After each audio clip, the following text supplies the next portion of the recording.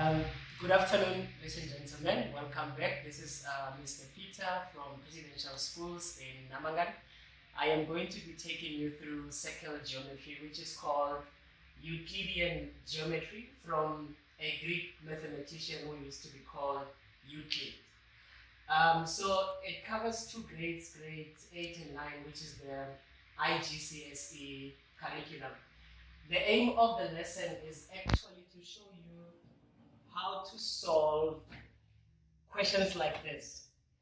This in mathematics is called a rider, and the quick definition of a rider is the following. A rider is a problem in mathematics that involves more than two theorems. So in order to solve a question like this, you need to know all the theorems that are related to riders. For example, if you look at a statement that's given here, they talk about a tangent, they talk about the center of a circle, and they talk about the way PR is produced. In the questions, you also have where they say, prove that a particular quadrilateral is cyclic.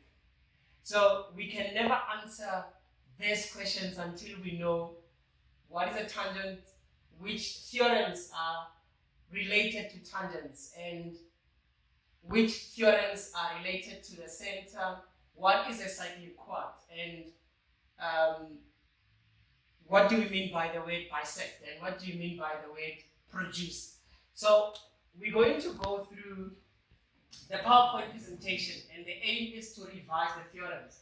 So I'm not going to spend too much time on the theorems because we covered them. It's just a matter of revising. The too much reading, I won't spend too much time on it, but this is just the objectives to say that whatever theorem you have covered in from grade 6 in geometry, like about the sum of the angles of a triangle, all the theorems that are related to triangles, the definitions of circles, they are important. But our focus is number 2. We're going to use theorems and their opposites to solve riders. So that's the aim of the lesson. So by the end of this lesson, after watching this video, you must know how to solve complicated problems in geometry. So we're going to quickly go through all these theorems are there in your textbook. So for me to be reading them would be a bit of a waste of time. I'll just go to the diagrams and then quickly explain using the diagrams. And the PowerPoint presentation is also attached with the video as well. These are all the theorems in words. What is important for us is the following words, because I'm going to be referring to them a lot. Like for example, a chord, it's a line that extends from one point of the circumference to another. It does not pass through the center. That's important because if it goes through the center, it becomes now a diameter. So it's a chord because it's not in the center. And then an arc. So a chord creates an arc. So an arc is a portion of a circle that has been cut off by a chord. So you have a bigger arc and a smaller arc. You will see as we're doing the theorems that this way is going to be important. What you can also say about an arc is that it's the length from one point of the circumference to another point of the circumference, provided there's a chord or even a diameter. Right, and then the other thing that's important is this word segment. So within an arc and a chord or even a diameter, there's a segment. So a segment is the other part of a circle that has been cut off by a chord or a diameter. The other important one is this line called a tangent. A tangent, even in trigonometry, so it's a line that touches the circle at exactly one point. And to prove this, we told you in class that you use simultaneous equations, all right? And then you will see even when you continue with mathematics, you can use calculus to prove that. And then you have a radius. A radius is a line from the center of the circle to the circumference. This is important. If it doesn't go to the circumference, if it doesn't touch the circumference, it's not a radius.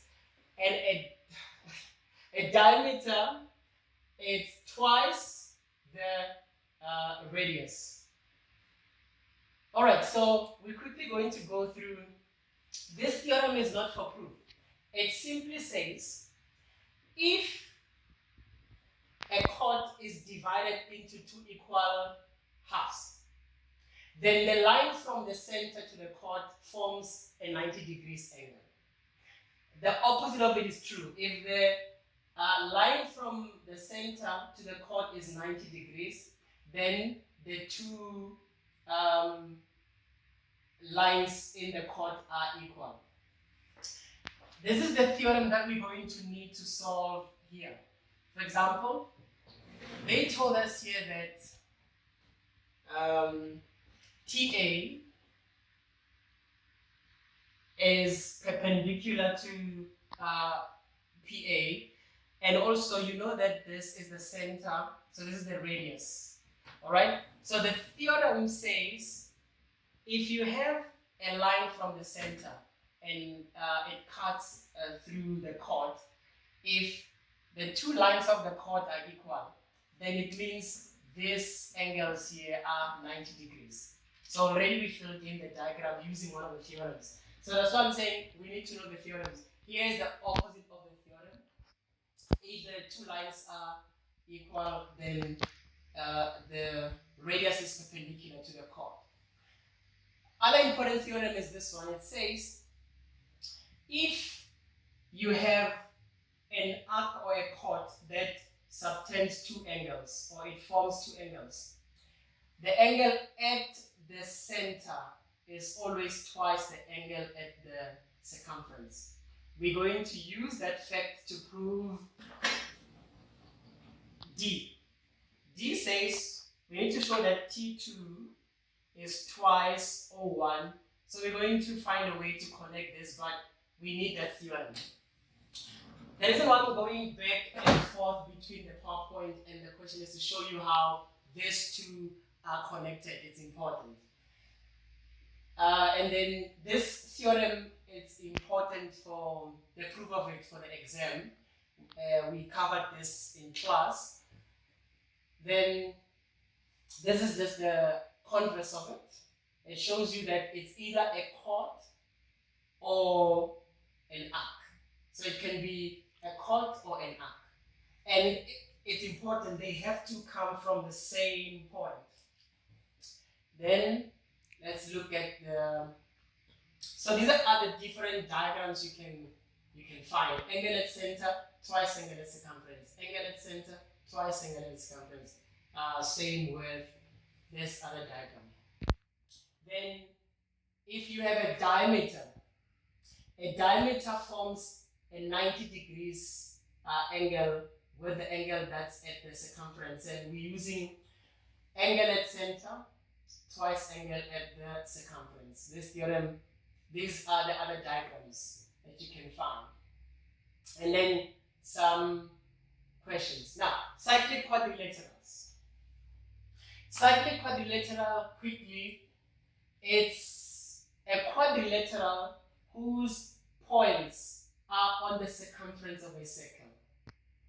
So if one of the points is not, for example, Q is outside the circumference, so WQPR is not cyclic. The word cyclic means the quadrilateral fits in the circle fully. So the four vertices are on the circumference of the circle.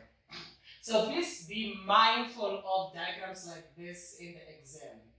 It's very important. Let me be practical. OTRP, it's not a cyclic quad because O is not on the circumference. But you might be asked to prove that you can draw a circle around these points. Now, these are just what do we mean by. So to prove that a quadrilateral is cyclic, you need three conditions. Condition number one, if you can show that the opposite angles add up to 180, then you can conclude that that cyclic or that quadrilateral is cyclic. Condition number two, if you have an exterior angle that equals the interior opposite angle, then you can also conclude that you can draw a circle around the quadrilateral, so it's cyclic. Last condition, condition number three, we did not include it. So condition number three, you can just draw it quickly here, I'll remove it. If I have angles in the same segment like this, and if we can show that angle P equals angle Q, then we can conclude that that quadrilateral or diagram is a cyclic quadrilateral. Three conditions. The last theorems, and then we do the problem. It's about the tangent. If you have a tangent and the circle is given a center, the theorem says radius is perpendicular to the tangent. Proving that, you can use what you learned in the lower grades using, so you extend a radius, and you prove that the two triangles are congruent, and you will reach that conclusion. We're not going to go through that proof. The other important theorem is this one. If you draw two tangents from the same point, those two tangents are equal.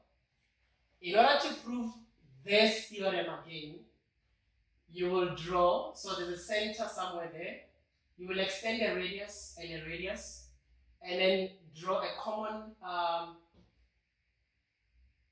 point in between the two circles, and then you can prove congruency between the two triangles. You will conclude that the two lines are equal. This is one that gets most students in the exam. This is not a tangent because it cuts the circle at 2 points. A tangent needs to touch the circle at 1 point.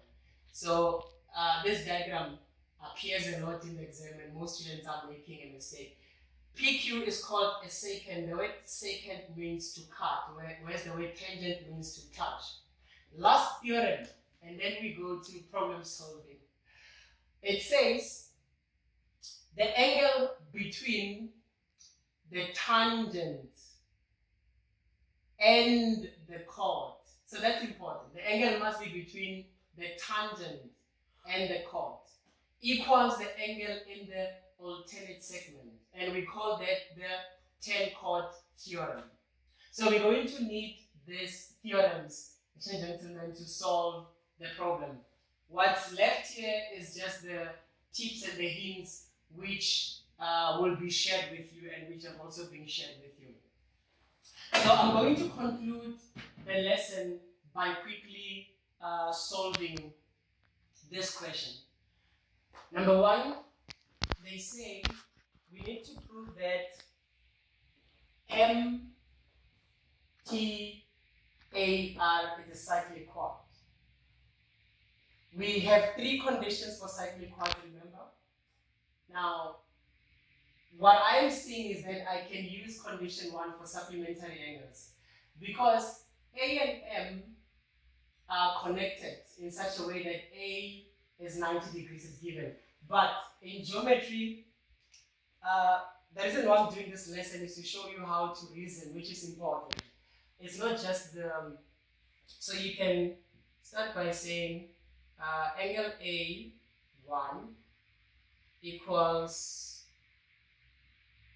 angle M2, and then the reason is both are equal to 90 degrees. So how do we know? So we already filled in the diagram to say angle M equals M2 equals 90, and the reason that we gave was that OR is perpendicular to PT, all right? And the reason is you are given that PM equals to TM. So you're using what you know, the theorem. So from this, then you can conclude that this is true.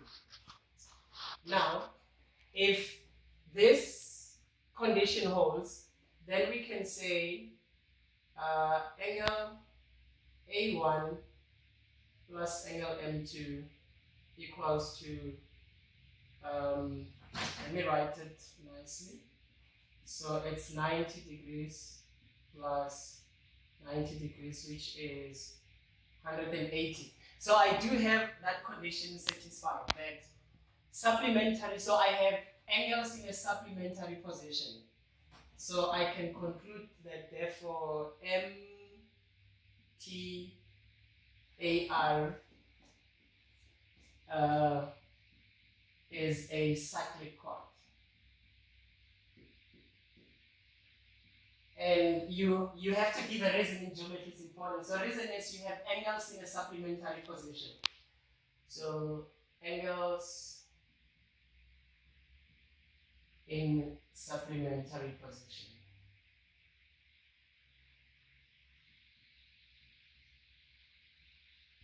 All right, so we're done with the first question. It's always asked in the exam, cyclic quads. Question number 2, they want us to show that PR is equals to RT. Now, we need to prove congruency here. And so we already have, so you will say in triangle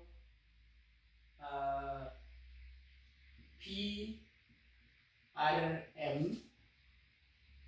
and in triangle TRM. So in these two triangles, we are already given that PM equals to TM. This is given. And then we know that M1 equals to M2. You can say angles on a straight line. All right? And then we have proved that we have a cyclic quad. So this is the reason why you were looking for the cyclic quad. So P will then equals to T1.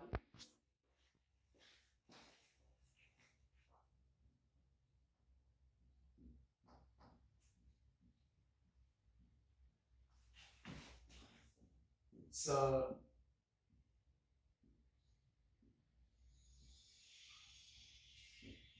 right, and then for congruency, you have conditions, side, or the other thing that I can do is to say side, angle, side. So instead of, for example, using this reasoning, I can also reason this way. As the beauty of geometry. So I can say MR equals to MR, and then we call it common side.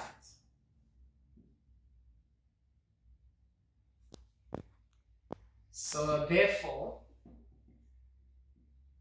triangle PRM, three lines for congruency, is congruent to triangle TRN. Order is important here. Therefore, this side are equal, because if the triangles are congruent, then all the sides are equal. It's PR equals to RT. All right, cool. Then the last two, D. D, I'm required to, so the word bisect, I need to put a point somewhere there. The word bisect means to divide into two equal halves. Two equal halves. So it's important to know what we are solving for. They want us to show that TR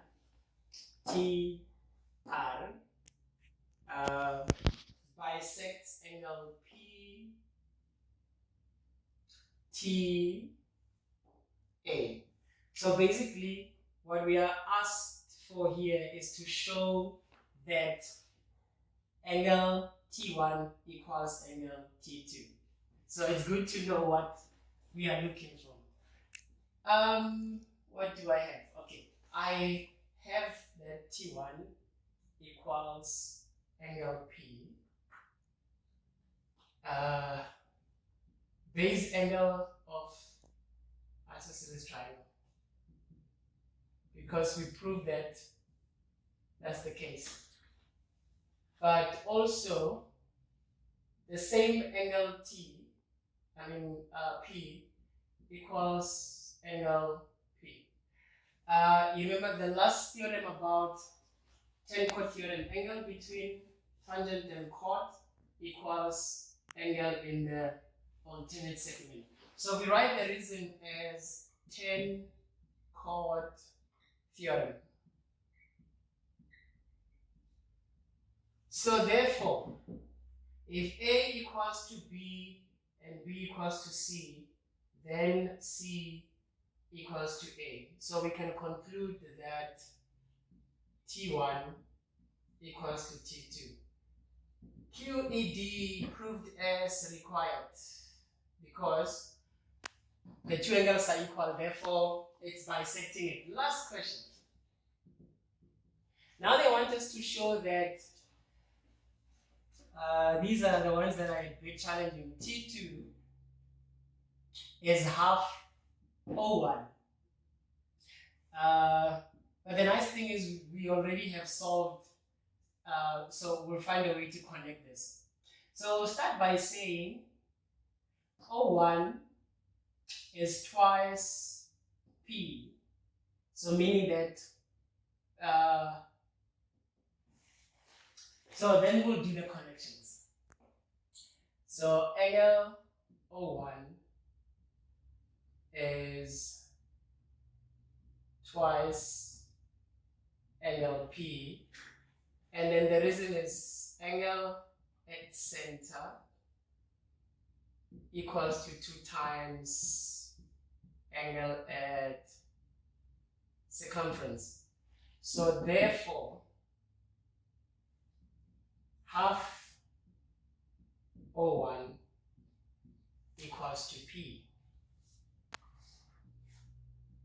Now, we're trying to connect angle P with angle T2. So we have it already there. But same angle P angle T2, and it's proved above. So proved in D. Then we can substitute in the place of, so we can say therefore angle P. Oh, they're looking for T. So therefore angle T2, if we put it in the place of P, will be half O1. Then everything has been proved as required. Ladies and gentlemen, that is circle geometry for you. I will see you soon. This is Mr. Peter signing up. Thank you.